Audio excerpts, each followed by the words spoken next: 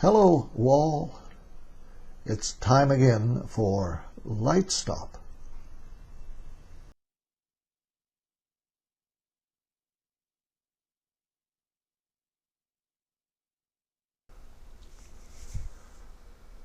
What's that?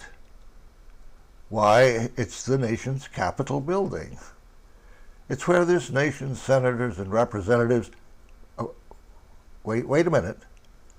What's that in front leading into the Capitol? I can't quite make it out. Let's take a closer look. What's that at the entrance? I've never seen that before. It looks like the opening or entrance of some old temple. I want to get a closer look.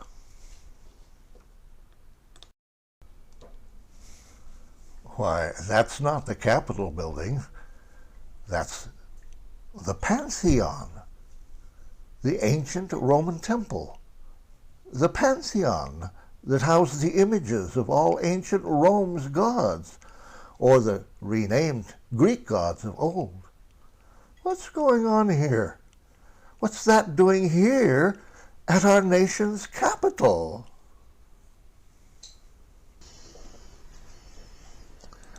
Hello, I'm Victor Richardson, and I'm here to tell you why you've witnessed the Pantheon sitting there at the entrance to the nation's capital.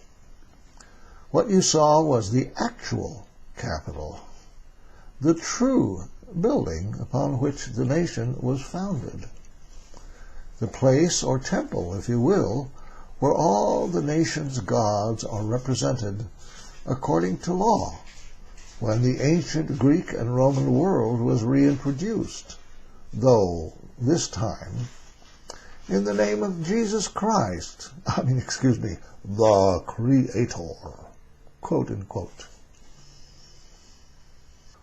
What we're about to take in will involve an idea, one which the esteemed American philosopher and founder of the discipline known as the history of ideas at Johns Hopkins University, Arthur O. Lovejoy, coined as, quote, the great chain of being, which he called one of the Western world's most potent ideas, but I, in my researches, have realized had been the Western world's most potent, most persistent, most pervasive idea. And as its ancient roots are essentially Eastern, which passed into the Western world, then let's look at it as the world's most potent, most persistent, most pervasive idea. Do we hear now about a heavy-duty treatise on philosophy? Oh, no, this will not be that sort of thing. I'm not into philosophy. I loathe the subject, in fact. For after all, quote, God made foolish the wisdom of this world, end quote. Indeed, quote, the world by wisdom knew not God, end quote. That's from the first letter to the Corinthians in the Bible, New Testament, 20b, 21a. Man's wisdom has been subverted by sin, as will become transparent when we examine this great chain idea. Very well. With that under our belts, let's say that in spite of the extreme foolishness of that idea, it's one that I've discovered leads as well as it lies behind and underneath almost the whole of mankind's moves. Even so, it's not at all amazing that few people realize its existence.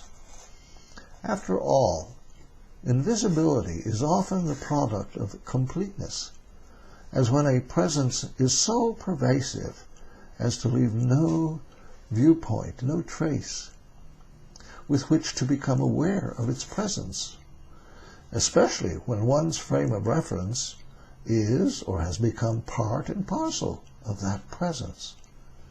especially as when today that idea has achieved so complete a status as being what one is born into when one today is born into this world. Might as well say, I was born into the great chain of being. Though it underlies just about all that I've been or will be talking about in the present series, I'll try not to get overly much into its innards. I might have to reserve a video for that purpose. I hope not. I'll give a rundown on some of its lesser-known products, though as matters with a historicity, they will have to be considered fundamental slices of the historical pie, but of a history which remains almost blotted out of the historical record. There's a reason for that, you know. Let's put it this way. The idea to which I'm referring had come in as a product inserted by the world, flesh, and devil. And these powers of darkness don't exactly wish to advertise what they use to gain the following they require, and that idea had been just about the biggest means one could imagine of gaining that following. This will be learned as we go along. Very well.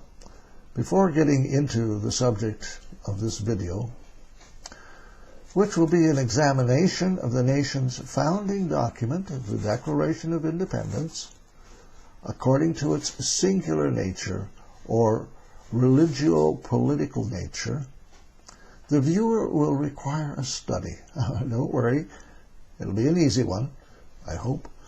A minuscule study of the two basic historical concepts upon which it had been founded.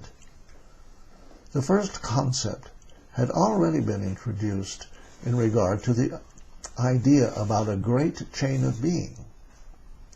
Without the viewer having a pertinent sense of what that idea is about, and a smattering of its history, the very contents of the Declaration of Independence will simply not be understood. How about that? Secondly, it will be necessary to partake of an easy-mannered study pertaining to the subject of natural law, which, though law, if any realize it, is the offspring of the great chain of being. As I say, both are sitting there in the nation's Declaration of Independence. The first one lay there unseen, though it pervades it. The second, so-called natural law, is sitting right there in it. Let's see what it says. We all recall this, we learned it, or used to learn it in school, did we not? It says, when in the course of human events it becomes necessary for one people to dissolve the political bands which have connected them with another, and to assume among the powers of the earth the separate and equal station to which the laws of nature and of nature's God entitle them. A decent respect to the opinions of mankind requires, and on it goes. That's natural law that it's talking about. The laws of nature and of nature's God. We'll be getting to nature's God in a bit. By understanding these two primary concepts, the great chain of being and natural law, the viewer will then be poised to grasp the nation's founding document for the very first time, for what it had been and had been saying. This is very new, I guarantee you.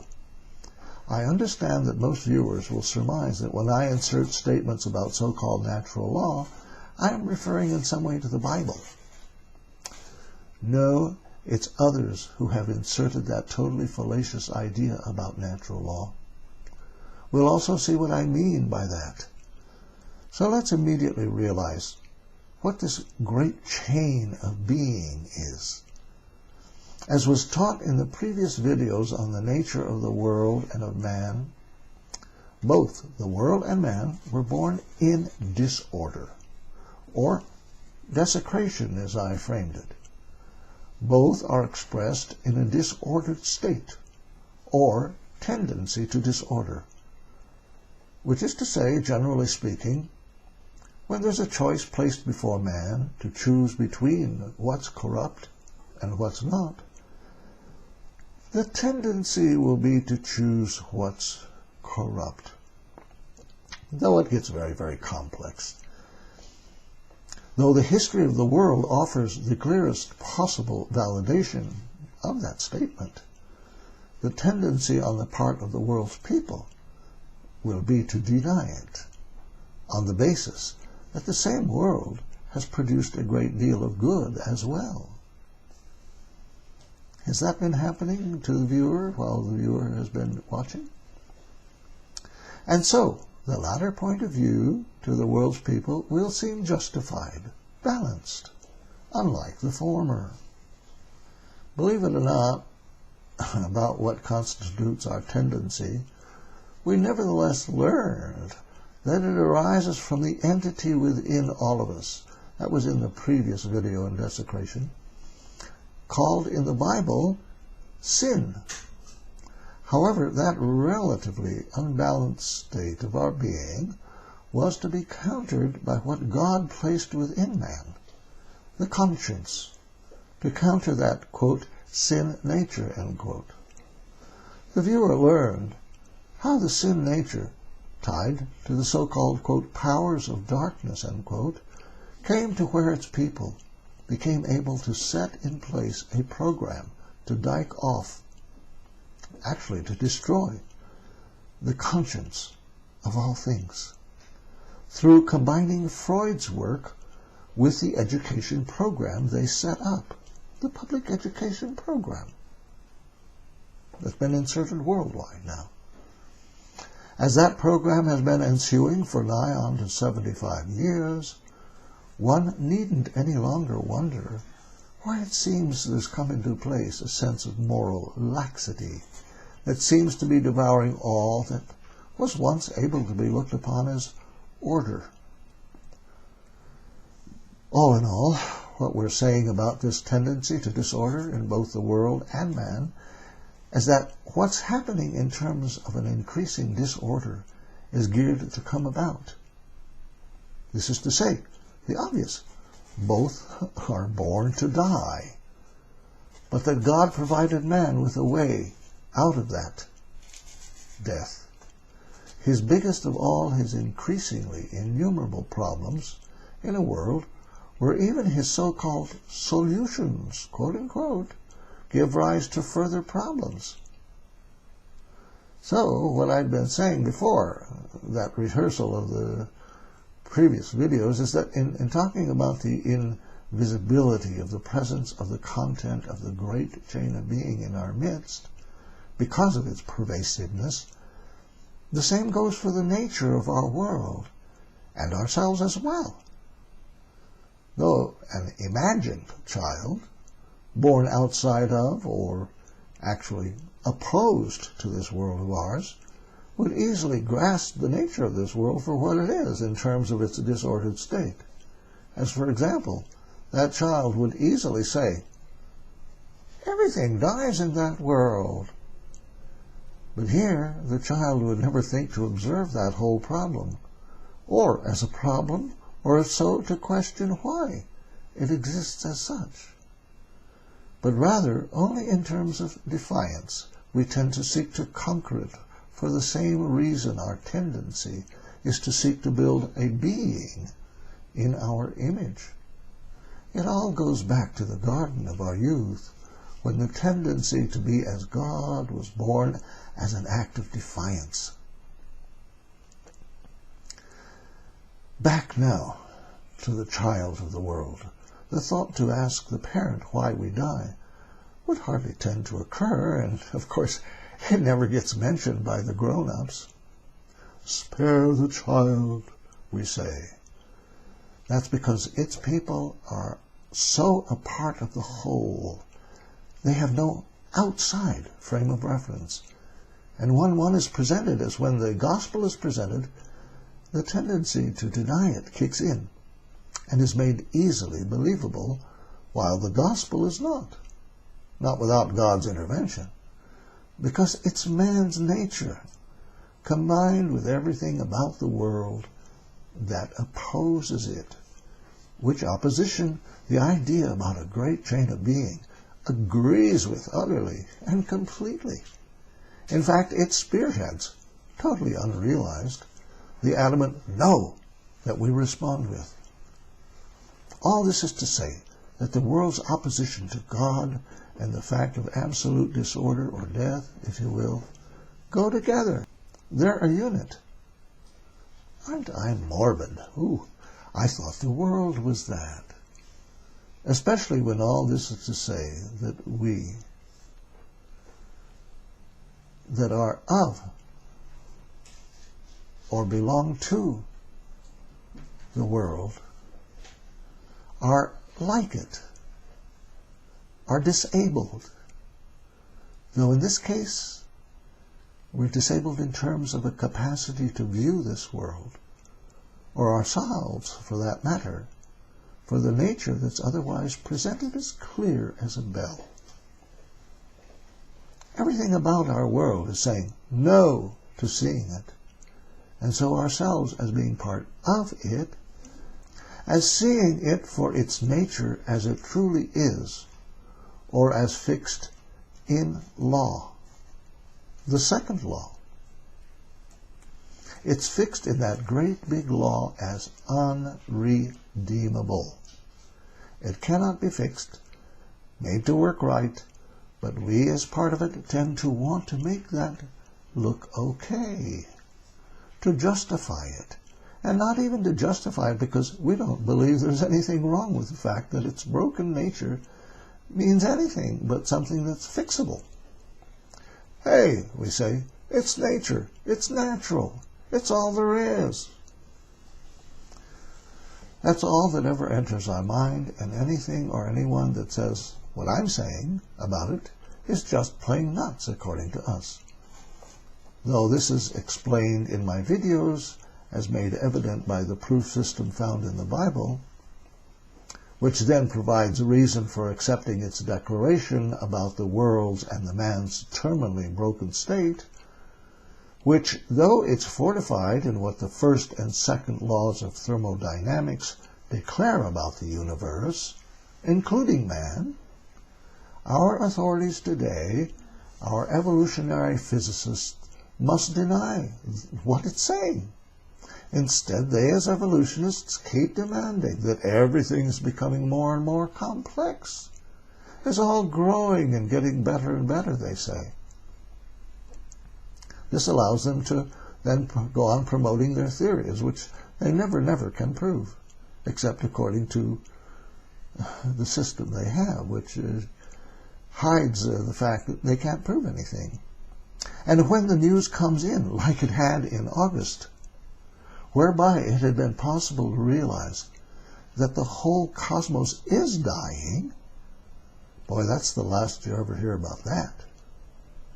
Surely the world's people can never agree with what the Bible declares about man's subjection to the law of the sin that dwells in man. The upshot is that because of this, it requires God's intervention for man to be led to an awareness of both his and the world's true nature, and the need for his redemption out of a presently unredeemable world that's dying. And by the way, one that's now quickly coming to its end. I mean, that's why I'm doing these videos, speaking to the wall, as it were. Though God is perfectly able to raise believers out of stones instead of dirt, if he so wishes, it's apparent that's not the route he chose by which to raise his children out of the world for the purpose of redemption.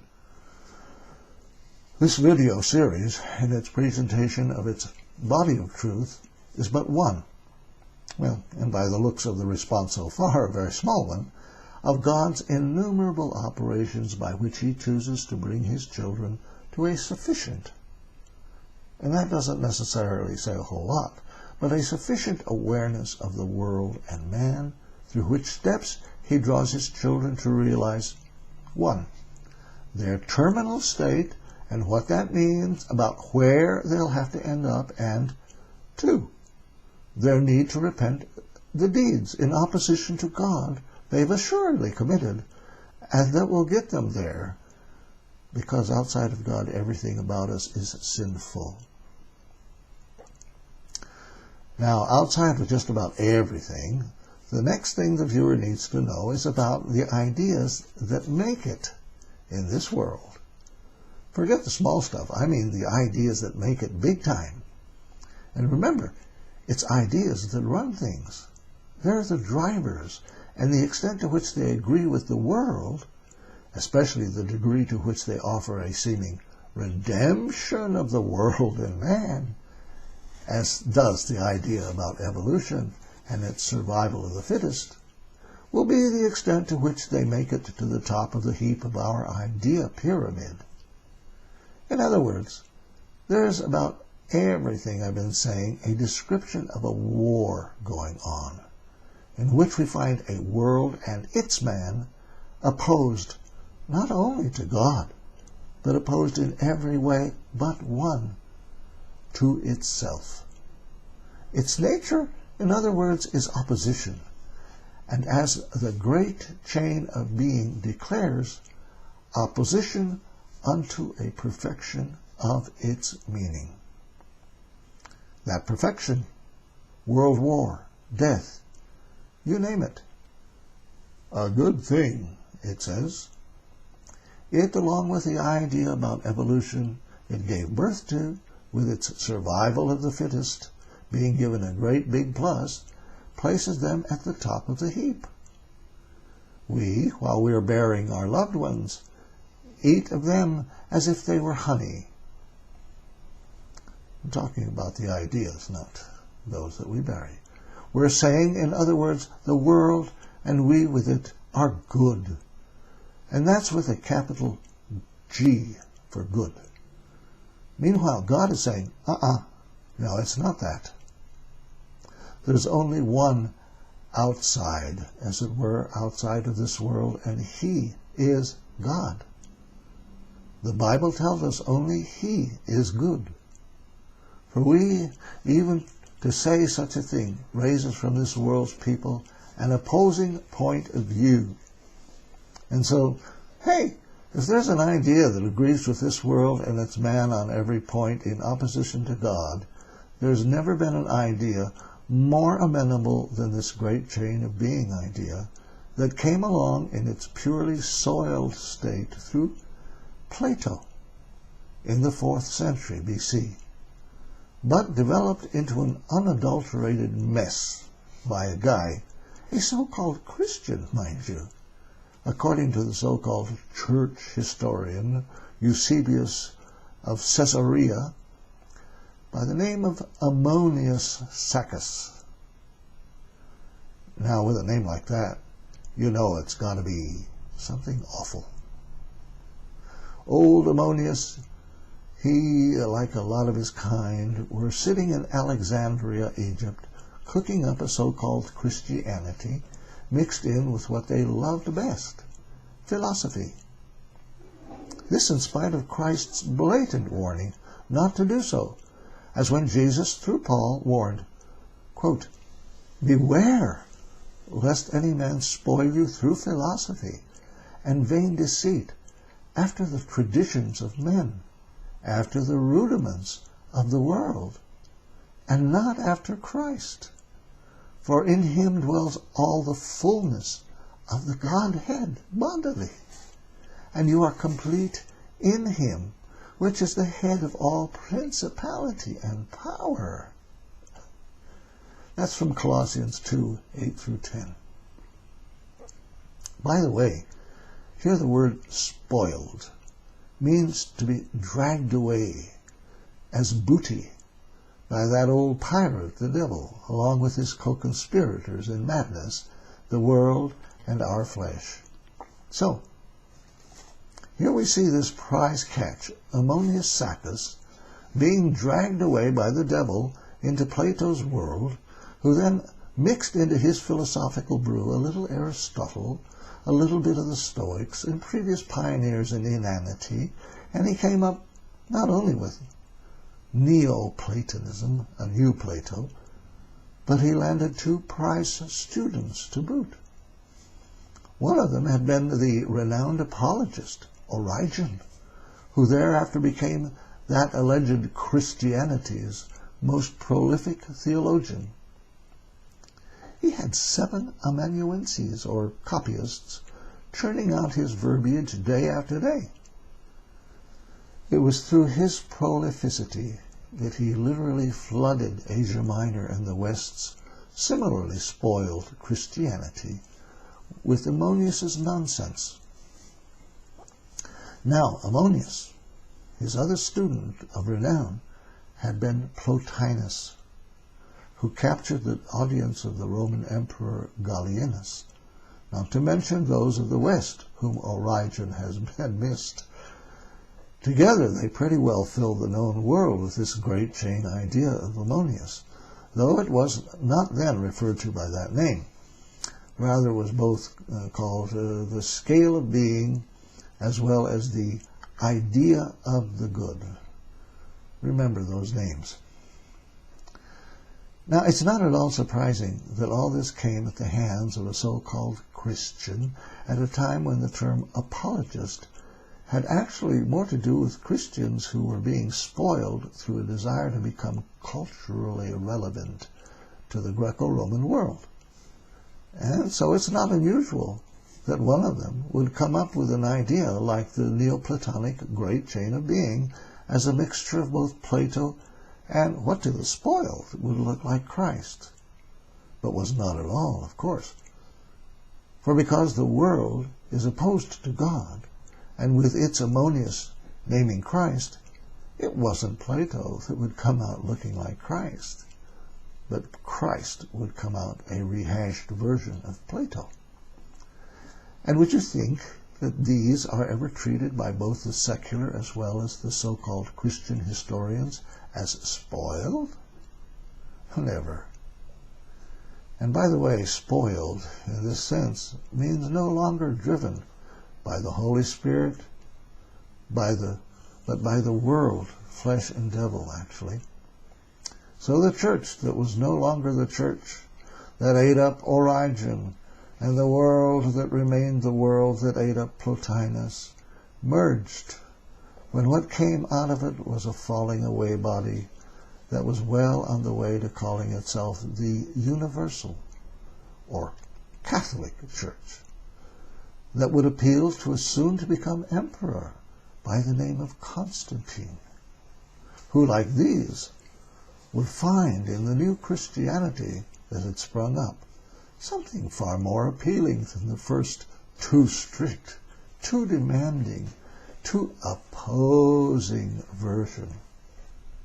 Especially did the apologists knew a scientific model pertaining to Genesis appeal to him for all the reasons the world, flesh, and devil are ever ready to supply.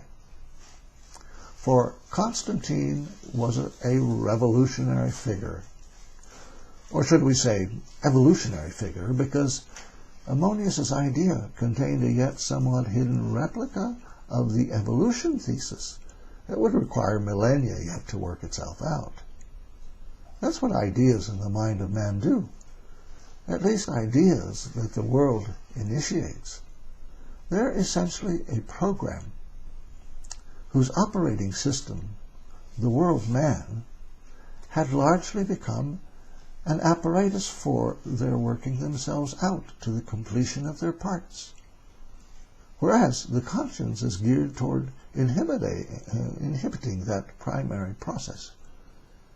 This working out of Ammonius's idea required time, because his remake, quite naturally, had to meet up with stiff opposition then from true believers, the faithful, which, as noted earlier, those true believers met up with darkness's usual response, the sword, which, along with Ammonius's offer of a top-down, many-faceted counterfeit version of God, made it a lot easier for the soon-to-become apostates to slip right into. The flip-flop version, with man as an evolving God, would have to wait for Ammonius's idea to take off running. I'm talking about the evolution version, which it certainly did take off running, with its offer of a trinity, made it look all the more appealing, though in all actuality, not at all like the old, outmoded, unscientific version listed. No more the old take it or leave it. The new one explained exactly how its God created, well, not created, but rather emanated the cosmos. Then again, it came up with a God who was listed as good, just like the old version, only its good meant something its apologists were no longer able to realize was quite opposed to the original. By then, after all the persecution and deep dipping into Greek and Roman thought and practices, they began to think they had progressed to where the good the Greek thinkers were into and the Romans were actually improving upon seemed a far more expansive explanation than what the old model seemed to offer. This version found even a good in evil. Consider, if you will, what Plotinus had to say about this, whose clever use of a picture explained the whole of Ammonius's Neoplatonic scheme quite well. Here I will be taking from Professor Lovejoy's tremendous original work, wherein Plotinus defends his scale of being against potential detractors by presenting it in the form of a painting. Quote, "But we are like people ignorant of painting, who complain that the colors are not beautiful everywhere in the picture, but the artist has laid on the appropriate tint to every spot. Or we are censuring a drama because the persons are not at all heroes, but include a servant or slave, and a rustic peasant, and some scurrilous clown. Yet take away the low characters, and the power of the drama is gone. These are part and parcel of it." End quote. That was from Dr. Lovejoy's The Great Chain of Being, in its reference to Plotinus's Aeneids, Book 3, 2, and 11. All that Plotinus here describes exhibits a total acceptance of the world as it is. In short, his speech mirrors the world because it was born of it. Let's next consider the Catholic Dr. Augustine, the 4th century AD theologian. Because the religious model that Augustine was also born of the world that Augustine was into, it's not at all unusual that Augustine, whose work had been dripping with Plotinian thought, in his Confessions 11:13, practically repeats verbatim this depiction of Plotinus's picture. It becomes clear that Plotinus is sketching out his view of God from human activity, though he fairly describes a lot about this world alone. However much he is at fault in linking it to heaven or God or goodness, his message, according to Dr. Lovejoy's choice of translators, is given a far more explicit rendering. Quote, "But to eliminate these low characters would be to spoil the beauty of the whole, and it is by means of them that it becomes complete," which literally must be considered full. That was again from Lovejoy, page 64 and 65b, and from Plotinus's Aeneids, Book 3, 2, 11. All which is to say that without all existence, which is to say again, all possible existence, the world would not exist. Now we see that the only true evil that Plotinus directly declares exists is anything outside the frame of this painting, or that which would seek to eliminate its low, which is to say, its evil creatures. Here, Charles Manson or Margaret Sanger become just as indispensable to that whole as the so-called good. In other words, to create a schism or gap in its chain of goods is tantamount to being the true evil, according to Plotinus, according to this whole idea of the good.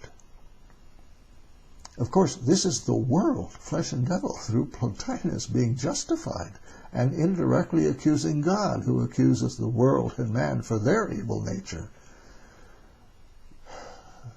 There are many examples that Professor Lovejoy offers that reveal what Plotinus describes about the good-evil nature of the world, that seem to derive directly as a product of the Bible's revelation about the fruit from the, quote, tree of the knowledge of good and evil, end quote, that man was forbidden in the Garden of Eden to eat of because of its poisonous nature.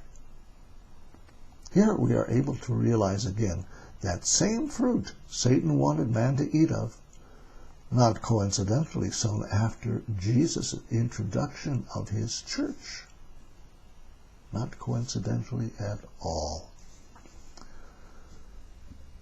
Remember, this is a war going on. This Satan does in his offer to Ammonius's product, whose front man, Plotinus, and to the so-called church that was developing, it was Origen, but now Plotinus. He now describes what we're wanted to believe about the goodness of the whole of the idea about a great chain of being.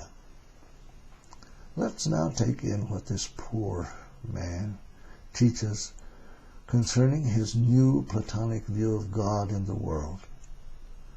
He tells his students, which we recall included his chief benefactor, the Roman Emperor Publius Gallienus, quote, "He who finds fault with the nature of the universe does not know what he does, nor whether his arrogance is leading him," or that's whither his arrogance.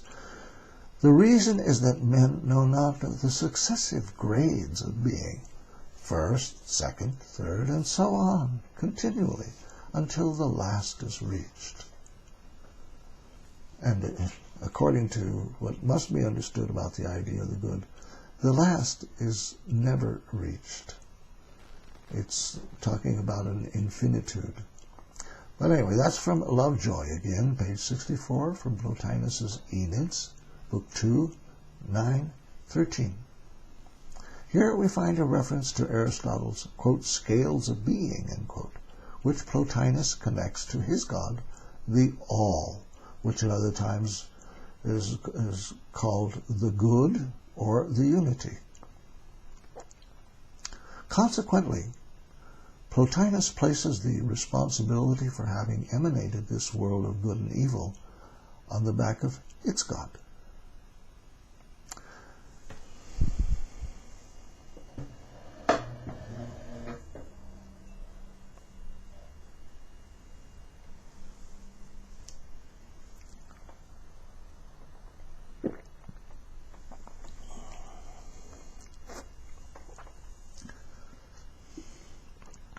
You see, in the now far more dynamic and culturally relevant deal Ammonius had cooked up, though there were no rock bands as they are today to offer folks even a seeming cultural relevancy, nevertheless, people who could be moved by form and not substance found his overflowing God, with its so-called first person, believable enough, especially in that it also offered, just like the Bible, a second person, which he named alternately the cosmic reason, or intellectual principle, or reason principle. But it had been his offer of the terms nous and logos that sealed the deal. though this logos was a name only, like the logos found in the original Christianity describing Jesus.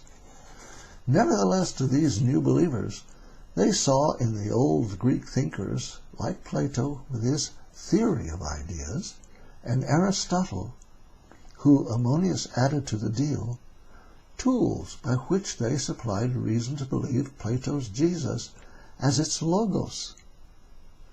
Again, this seemed all the more warranted when Ammonius came up with a third person, just like the Trinity in the Bible. This was the universal soul, who was easily conceived with just a slight alteration of one's already well-exercised imagination as being the Holy Spirit. Thus Ammonius, by having supplied a Godhead in the form of a trinity of so-called, quote, intellectual beings, end quote, he practically assured that the apologists would jump to the conclusion that he meant spiritual beings. As to these, by then, both intellectual and spiritual added up to the same thing. Very well. About this God, whom the apologists took to mean Jesus, the, quote, reason principle, end quote, Plotinus states, it, quote, is the sovereign making all. It wills things as they are, and in its reasonable or rational act, it produces even what we know as evil. It cannot desire all to be good, end quote. Thus, according to Plotinus, evil is reasonable. After all, as he declares, quote, an artist would not make an animal all eyes, end quote. All this is from Plotinus's Aeneid's, Book 3, 2:11.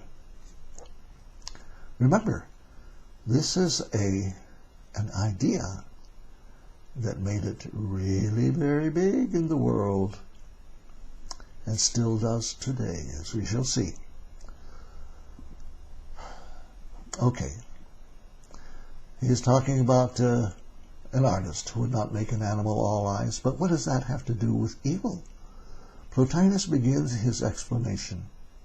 Quote, in the same way, the reason principle, to the apologist Jesus, would not make all divine. It makes gods, but also celestial spirits, the intermediate order, then men, and then the animals.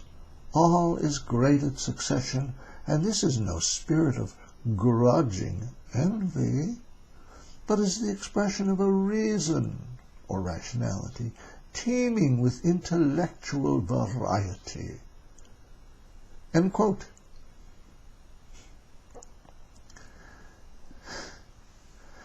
We'll be dealing with this no envy business in a bit. Again, this is from the same Aeneid's selection. As we now are able to witness a scale of beings, or great chain of beings, as it came to be called. If not, let's continue with the absolutely mad Plotinus, or the mad so-called Christian Ammonius, or Origen, or the countless millions down the centuries who found in all this something akin to a wholehearted reason to believe in God. To Plotinus, who possibly had embellished what his mentor for 13 years had taught, all is as a painting, or acts in a play, or later as part of the dance. For according to him, the cosmic scene of opposition, quote, comes to no more than the murder of one of the personages in a play, end quote. Shakespeare, take your cue. You see, Shakespearean drama was, like the rest of England at that time, filled with a belief in the great chain of being, which was also called the idea of the good. Again, according to Plotinus, one simply exits the stage and re-enters as another character. Anyone for Eastern mysticism or reincarnation? This foreordained role of exiting the world is to him, quote, so much better than if they had never existed, end quote. We see that by his idea of the good, he is obliged to justify the fact of death in all its manifestations. Presently he justifies, quote, men directing their weapons against each other, end quote. Indeed, he rationalizes, quote, murders, death in all its guises, the reduction and sacking of cities, end quote. Wow. For those taking notes, all this had been from Plotinus's Enid's, Book 3, 2:15. Elsewhere, as in 3:7, he substantiates this drum of his, quote, all is just and good in the universe, in which every actor is set in his own quite appropriate place, though it be to utter in the darkness and in Tartarus, that's the punishment abode in Hades, the dreadful sounds whose utterance there is wail. The universe is good when everyone throws his own voice towards a total harmony, end quote. And I say of opposites. In taking in what we have, and as we continue to do so, we continue, or actually we become aware, both from whence the concept of variety or diversity developed. To Plotinus, it involves far more than simply what we think we mean when we now say there is a unity in diversity, quote unquote, which Chase Bank today proclaims in its slogan, United behind diversity.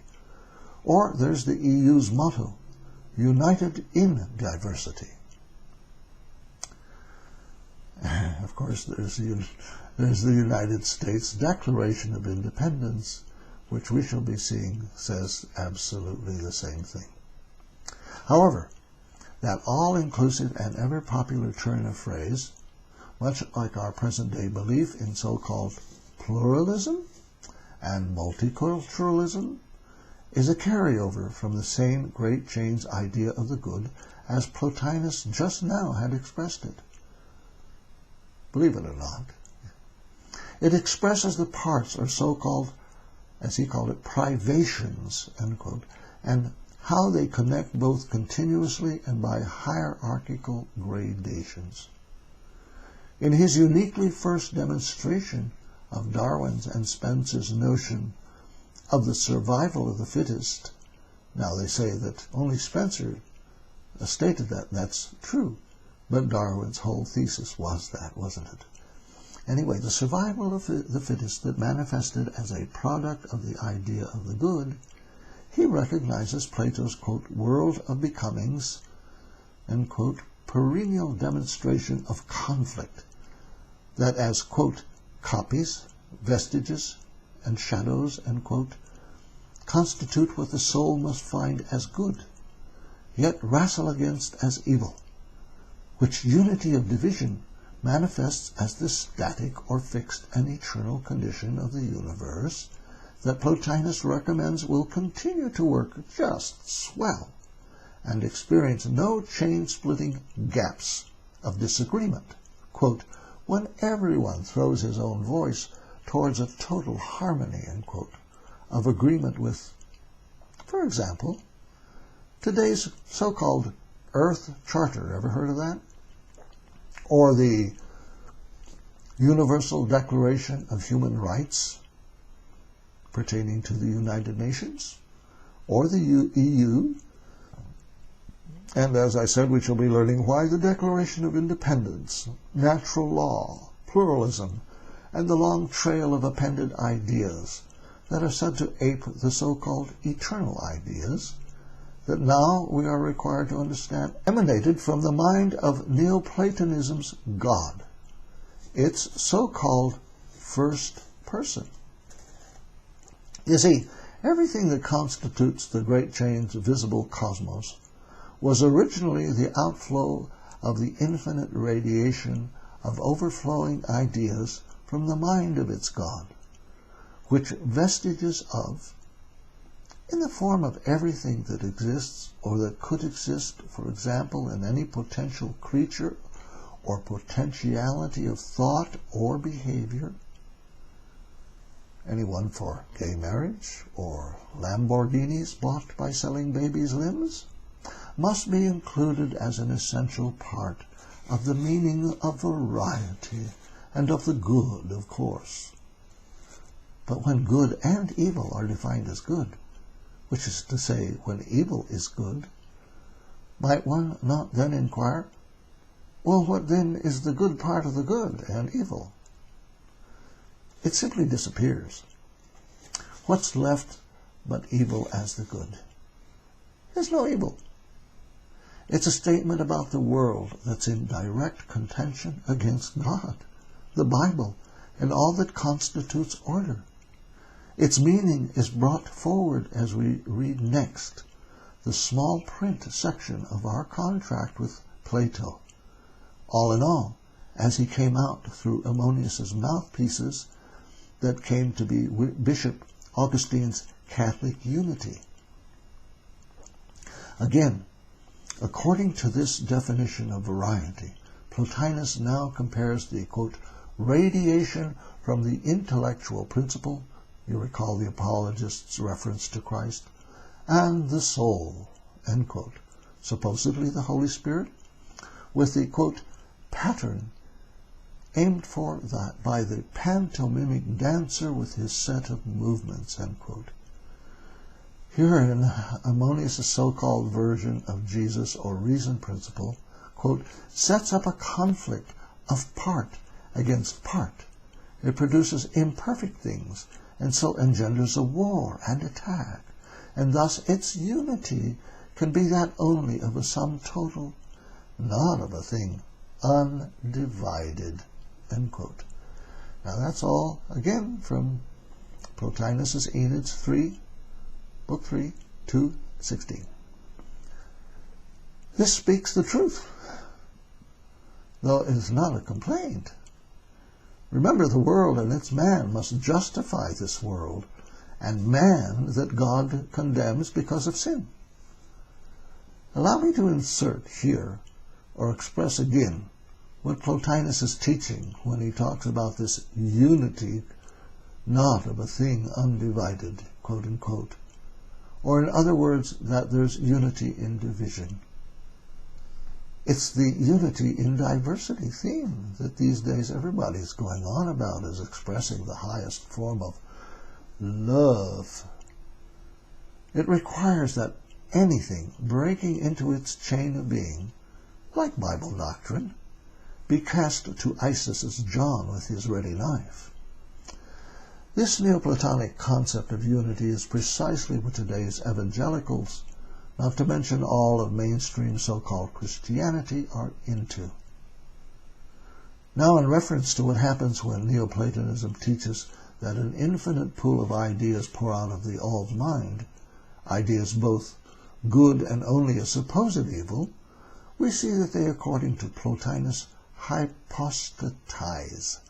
That is, they flow downward into the second person of this intellectual trinity of highest beings, the so-called reason principle, Jesus to the apologists, who then passes into and through the third person, the universal soul, which ideas they together regurgitate into a hierarchy of so-called celestial beings, the supposed angels, etc., until the point where there comes into existence a composite creature, the so-called world soul, an apparently infinite hierarchy of beings headed by man, then animals, then vegetable matter, and then non-matter, and so on.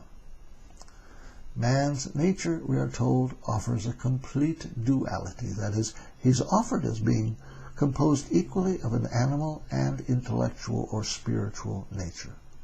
Thus he's a creature like all are below him in descending order, whose beings consist also of two parts, conceived now as the animal nature, occupying the higher part, and the soul as an increasingly lesser nature, which increasingly lesser nature Plotinus defines as privations of the good, which privations he conceives of as occupying the so-called lower, though utterly necessary order, as he depicted in his description of a painting.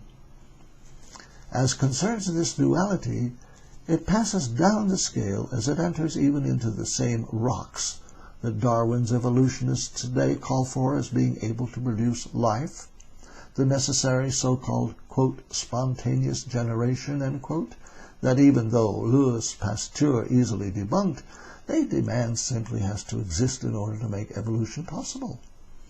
This they do, of course, because their master is Plotinus, or the world.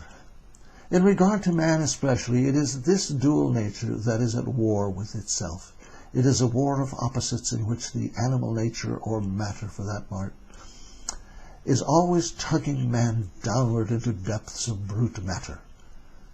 Neoplatonism therefore insists it is the responsibility of the soul to consistently oppose this downward pull by looking upward and in essence intellectually climbing the scale of being in order to become one with the all, the unity. That's the goal which Neoplatonism lays on man in an opposing soul-matter scale, which Aristotle based his evolutionary taxonomy of living or once living creatures on, and which the evolutionists also do today. And by the way, any of the world's religions are doing exactly the same thing. They're doing good deeds. They're climbing the scale to become closer with God. The Bible does not allow this. It says that our deeds, our good deeds, in Isaiah 64:6, are like dirty rags because we don't have a relationship with God, so everything we're doing is outside of God and is sin. That's what it says. So we see this is really an opposing idea in terms of belief in God.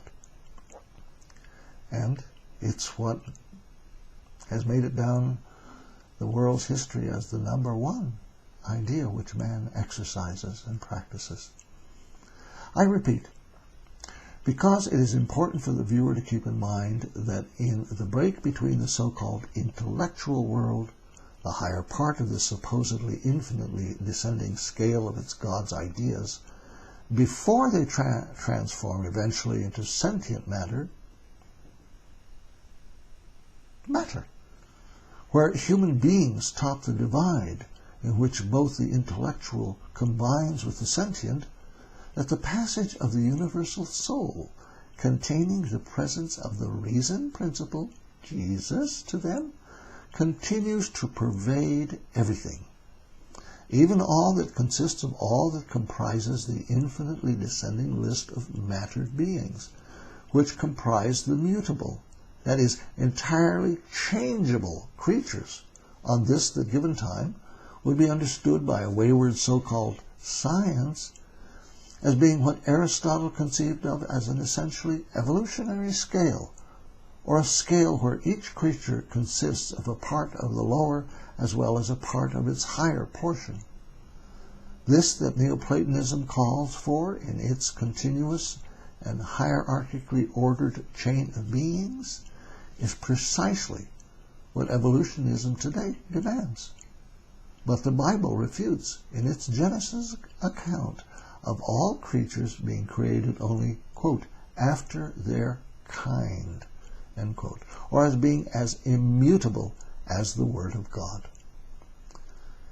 Here, also in regard to the presence of the so-called reason principle in all that chain's entities, we find Augustine in his City of God, 11:21, and Confessions 12:4, agreeing with his hero Plotinus that God, in the form of Neoplatonism's three persons, quote, continually pervades all things, end quote. That's his City of God, 10:14.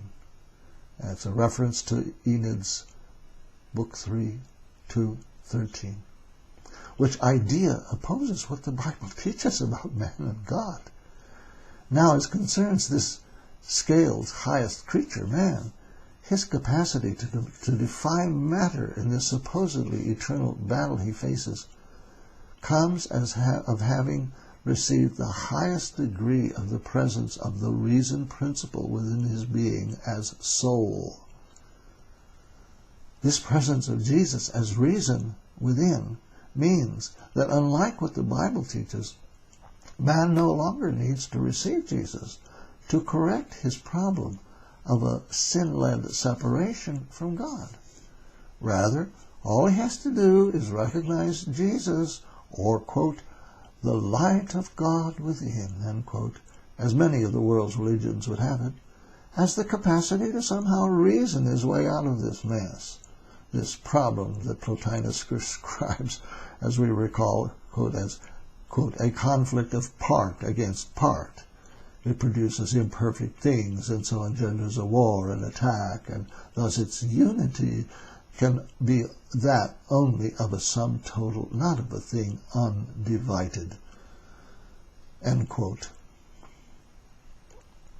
This cognizance on the part of man that he can reason his way out of that problem, which the Bible describes as the problem of sin, allows him to believe he can escape his condition so long as he keeps his eye on Ammonius's take on God, a view the viewer might now see as having been much assisted by the world, flesh, and devil.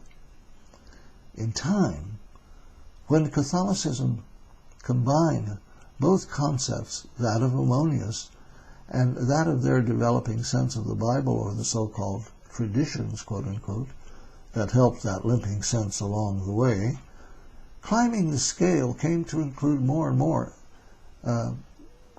James's definition. James of the New Testament, his definition of faith is calling for works, as opposed to Paul's God-given revelations about faith alone.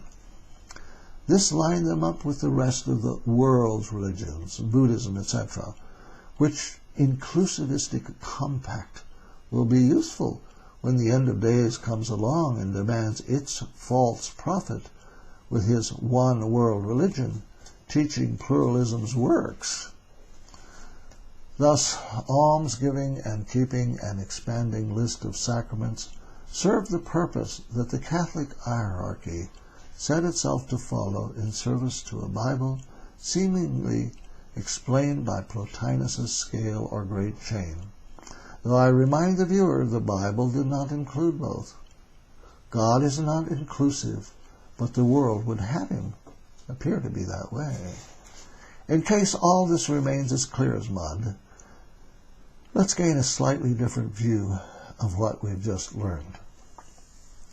After a little bit of liquid here,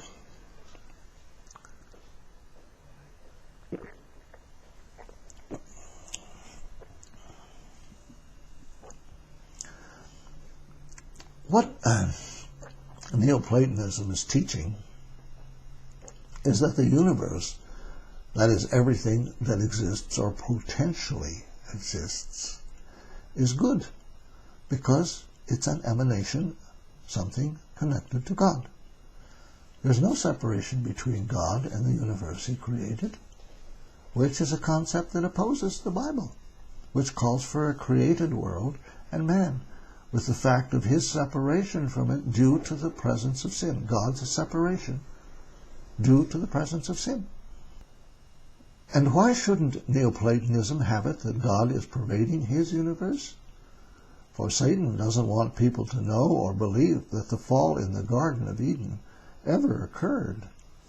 Nobody is to realize that he, through sin, had provided the problem of separation that the Bible describes. Thus the universe is to the world, flesh, and devil an emanation of all the ideas made into sentient matter that is composed of all that Plotinus's picture conjures of things we only ignorantly define as good and evil, though they, because they come from God and because the whole, the universe and everyone, is or equates to good, or a veritable picture of its God who is described as the good, is good.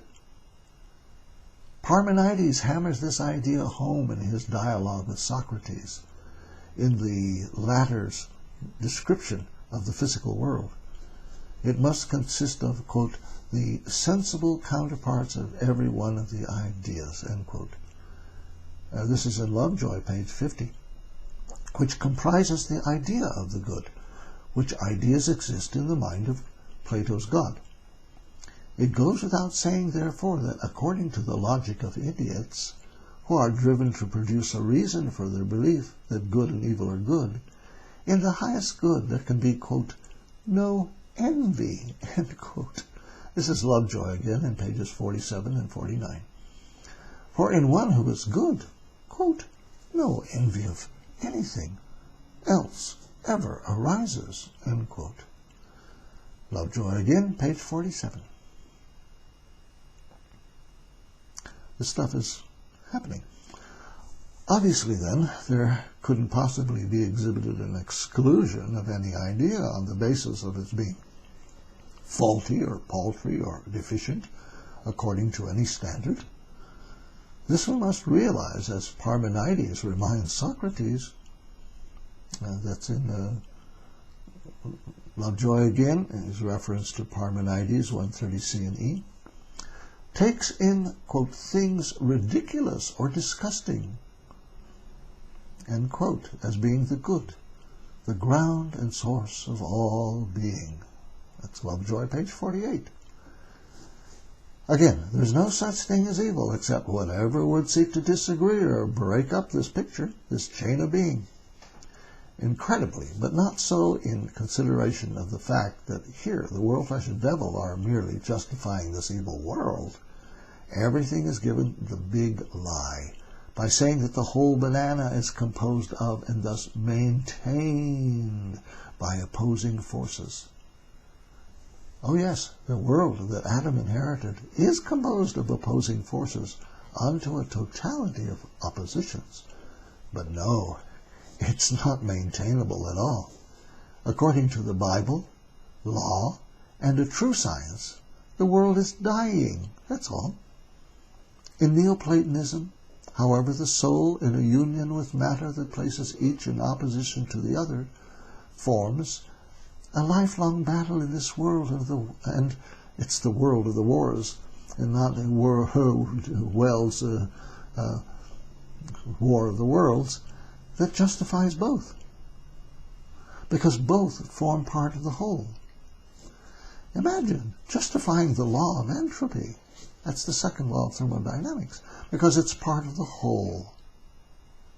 Plotinus' solution to keeping the soul from giving in to the deceitful, yet somehow good, world of matter, or copies of the real thing, calls for worshipping the emancipator of this problematic chain, which, in opposition to God, is the creature that instigated this evil world, Satan, who seeks to draw mankind to him and away from any awareness of God. It's the perennial conflict of so-called good and evil that equates to the good of the whole. Thus, it is opposition, every conceivable sort of opposition, that becomes the glue, or good of the whole, which conceived of good is in deeper truth in opposition to what's defined as evil, according to the very nature of the chain itself, which is opposed to God. Its fundamental premise, its whole purpose, is to point a finger at God in saying, He is evil, the Bible is mythos, blah, blah, blah, blah, blah. Other than these perhaps most important of all the essences that make up the Neoplatonic idea of the good, the reader might recognize not only that Plotinus had been the first to spell out relativism's main principle, that only the sum total of everybody's opinion of the truth makes for truth, but he has vouchsafed that which Big Brother just loves to exercise, the belief that division, that is, diversity, expresses the unity of all that exists. Remember, war is peace. Remember that? Thus he continues to add to the madness already displayed by proving the point already made. Plotinus has drawn the conclusion about the world that because it exists and is not destroyed for all its ghastly and tragic manifestations as Plato's world of becoming. Evil, therefore, is good. How very practical he is. That world which he, as did Plato, had to recognize for its brute and deceitful nature must also be personified as good.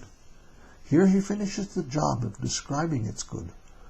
Quote, at war with itself in the parts which it now exists, it has the unity or harmony of a drama torn with struggle, end quote. Our connoisseur of the arts next compares this struggle of the fittest with, quote, principles of harmony in music, of course. The, quote, struggle, end quote, of the parts of the whole he describes adds up to an, quote, absolute harmony, end quote. What has been referred to by his kind of lunacy as the music of the spheres, he now envisions as this universe's, quote, contraries, end quote, not excluding its law of entropy, as being but, and this clinches the deal, quote, members of one living body. Here the planet Gaia's Albert Gore on this one and all of his Echo and Green New Age friends who today worship planet Earth.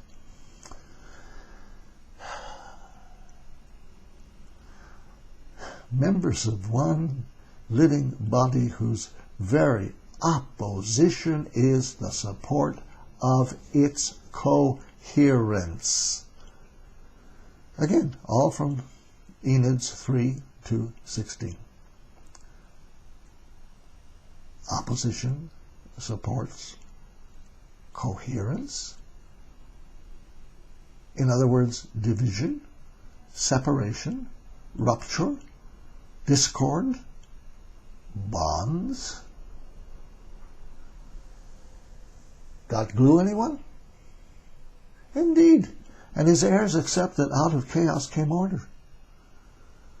Only madness agrees, as madness has throughout the centuries until today, that opposition coheres. That's as deeply weird an oxymoron.